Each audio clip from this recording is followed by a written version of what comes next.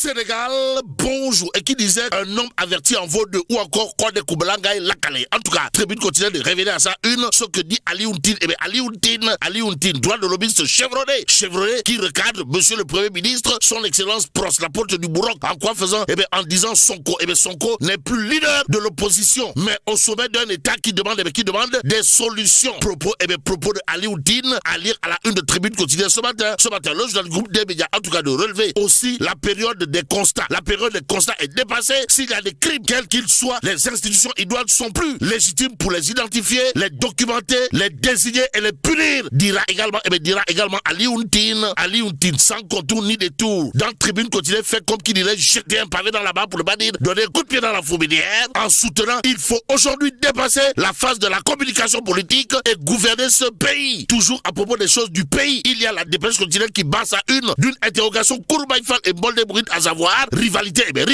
dans la mouvance présidentielle. Diomaye, le maître du jeu politique. Bon, retenons en tout cas d'après dépêche quotidienne au Sénégal les signes d'une rupture progressive entre le président Bassirou Djaher Diomaye Faye et son premier ministre Ousmane Sonko se multiplient, nourrissant l'idée d'une guerre politique larvée. Informe toujours la dépêche quotidienne ce matin, Wolf continue pour sa part de revenir en long et en large sur les renégociations des contrats et reprise du patrimoine bâti de l'État, de gré ou de force. À la place de l'argument de la force, il y a dans Wolf quotidien la force des arguments. Comprenez? Les assurances et craintes des économistes. Et là, c'est professeur Beissa Babou, économiste de son État, qui dans Wolf quotidien déclare il s'agit de rectifier les exonérations illégales. Et c'est en toute légalité dans Wolf quotidien que docteur Dabo Amadouba soutient. C'est la loi qui autorise les exonérations. Bon, Mor Gassama pour sa part de déclarer toujours dans Wolf quotidien une telle mesure ne peut pas, alors là pas du tout décourager les investisseurs sérieux. Un sujet sérieux au regard de ce que nous livre le peuple quotidien pour sa part dans le journal. C'est Baba Aïdara, mon confrère journaliste d'investigation de son État, qui démonte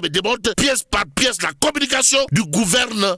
Alors, explosif, le peuple Yaka Teranga, qui a permis quoi? Voilà l'interrogation qui s'imposerait. D'après le peuple quotidien qui nous renseigne, le Premier ministre doit dire la vérité aux Sénégalais, aux Sénégalaises et aux Sénégalais. Il y a justement Baba Aïdara, journaliste d'investigation de classe mondiale, qui dans le peuple quotidien soutient la vérité est beaucoup moins spectaculaire que le récit politique. Le projet Yaka Teranga a simplement été abandonné par les compagnies pétrolières. Aussi, le Sénégal n'a pas, alors là pas du tout repris un projet. Les compagnies sont simplement parties, dira toujours Baba Aïdara, mon confrère, dans le peuple quotidien. Le journal de nous livrer l'autre paré dans la barre, pour ne pas dire l'autre coup de pied dans la fourmilière, aux allures de Punkali Mamou Kouroubaï Fall, de Ngani Mamou Boldebrit, pour ne pas dire de missiles Scott et de Thomas Hawk, bref, de bombes à fragmentation. Signé mon confrère, journaliste d'investigation de classe mondiale, Baba Aïdara, à savoir, croire que l'État peut développer seul un projet offshore de plusieurs milliards de dollars est une illusion, pour ne pas dire c'est du Pachal Foroch. Aussi, le projet Grande Tortue, armée Yim, est binational et lié le Sénégal à la Mauritanie. Le Sénégal ne peut pas, alors là pas du tout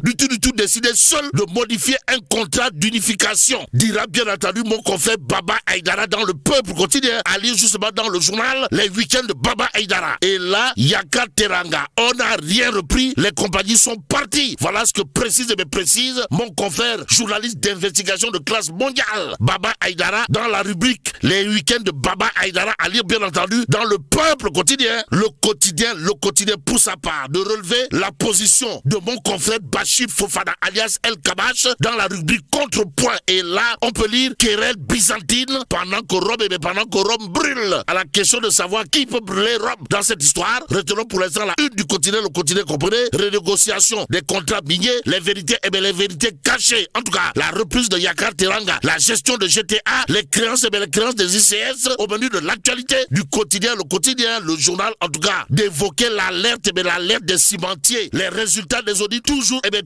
attendus. En attendant, l'info quotidien pour sa part d'afficher à ça une audit minier dans leur secteur. Les cimentiers s'inscrivent en faux contre Ousmane Sonko.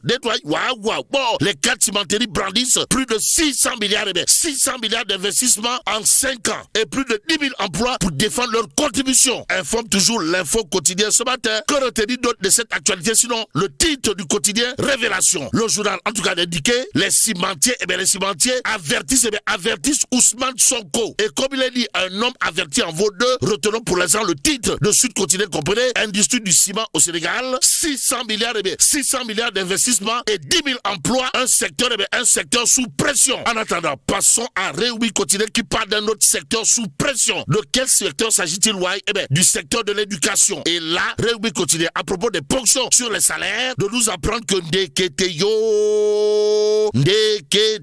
les enseignants prennent l'État devant le BIT. En tout cas, le G7 maintient son mot d'ordre de boycott des évaluations. Informe bien entendu Réumi Quotidien ce matin. L'autre journal qui en parle, c'est Tribune Quotidien, le quotidien du groupe des médias. En tout cas, de noter, éducation face aux menaces et aux ponctions. Les syndicats d'enseignants intensifient le combat et annoncent une plainte contre le gouvernement. Un large front mis en place, une marche nationale annoncée à Saint-Louis. Voilà ce qu'on peut lire dans Tribune Quotidien, le journal du groupe des médias. De noter également, le G7 dit avoir constaté que le dialogue semble aujourd'hui être délaissé au profit de la confrontation. Ainsi, Sonko et son gouvernement tenus pour responsables dans cette situation de pourrissement, selon les syndicats d'enseignants dans Tribune Quotidien ce matin. L'évidence quotidienne, pour sa part, de s'intéresser à la mobilisation spirituelle à Ndioum. Mobilisation batine pour la libération de Farba Ngom au menu de l'actualité de l'évidence quotidienne. Le journal, en tout cas, de nous renseigner, mobilisation spirituelle à Ndioum, prière et soutien pour Farba Ngom. En d'autres termes, la libération de Farba Ngom épouse désormais les côtés Saïr et Batine. Ainsi, l'As quotidien de s'arrêter sur le volet Batine pour la libération Raking Tak Taf Taf et Johnny de Farba Ngom. Et là, on peut lire un an de rétention du maire de Agnam ou le lion du Bosséa. Les érudits du Fouta tout entier pris pour Farba. Voilà ce que nous livre ce matin l'As quotidien, le quotidien Les Échos. Pendant ce temps, de nous apprendre propos de Cheikh Bara Ndiaye contre Diomaye Faye. Et là, deux anciens députés pointent la responsabilité de El Malik Ndiaye. Bon, Théodore Chérif Monteuil, plus que c'est de lui qu'il s'agit d'expliquer dans le journal Les Échos, le président de l'Assemblée nationale peut saisir le procureur. Le fera-t-il? Il y a le Rekham. Pour l'instant, c'est Alioune Souaré, Magou Diambour, Alioune Souaré, ancien député chevronné de son État, qui dans Les Échos soutient le président de séance, aurait pu le rappeler à l'ordre, le censurer ou alors procéder à son expulsion. Mais rien et absolument rien du tout n'a été fait en ce sens au regard justement de ce que nous livrent Les Échos, échos favorables ou défavorables. Pour l'instant, le journal Les Échos de parler de flou total dans l'organisation des élections territoriales de 2027. Et là, le FDR saisit le président de la Sénat et le ministre de l'Intérieur, en tout cas, Oumar Sarr Dagana, interpelle Bamba Cissé sur la révision des listes électorales. Informe bien entendu le journal Les Échos. Et pendant ce temps, source A, de parler de congrès de l'Association internationale de la presse sportive Afrique tenue en Gambie avec à la clé la CAN 2025, sans oublier une attitude des journalistes en tribune de presse et les problèmes de l'arbitrage africain, histoire de nous lire Abdoulaye Thiam. Abdoulaye Thiam dit tout. Sawai Thiam Abdoulaye A. D'après source A soutenu, quand j'ai soumis au président Adama Barrow l'idée d'organiser le congrès de l'AIPS en Gambie, automatiquement, la seule réponse qu'il m'est servi, c'est dites-moi quand est-ce que je vais accueillir la presse sportive africaine et je prendrai toutes les dispositions nécessaires. Adama Barrow semble tenter de dire. Que dire d'autre sinon ce que relèvera également Abdoulaye Thiam, président de l'Association nationale de la presse sportive du Sénégal, à savoir Adama Barrow, c'est comme qui dirait Nidkoubar. Au même moment, Réumi Sport quotidien parle d'incident lors de la finale Maroc-Sénégal. Et là, on peut lire la CAF déclare recevable l'appel de la Fédération du Royaume marocain de football. Waouh. Bon, le dossier est réexaminé pour une réévaluation des sanctions initiales. Interroge pour l'instant Réumi Sport quotidien. Bon, terminons avec l'Observateur L'Obs qui révèle consommateurs en danger, l'alerte rouge sur le marché sénégalais. En tout cas, les révélations alarmantes du rapport de la FESAC, produits périmés, cosmétiques toxiques, médicaments falsifiés, les clients exposés au pire. Informe l'Observateur L'Obs, le journal du groupe Futur Média, en tout cas d'ajouter les graves failles du système de contrôle et l'afflux de marchandises non conformes. Aussi, le piège des promotions, les taux du loyer et le pouvoir d'achat, talon d'Achille des ménages. Et là, bon, que Dieu préserve le Sénégal.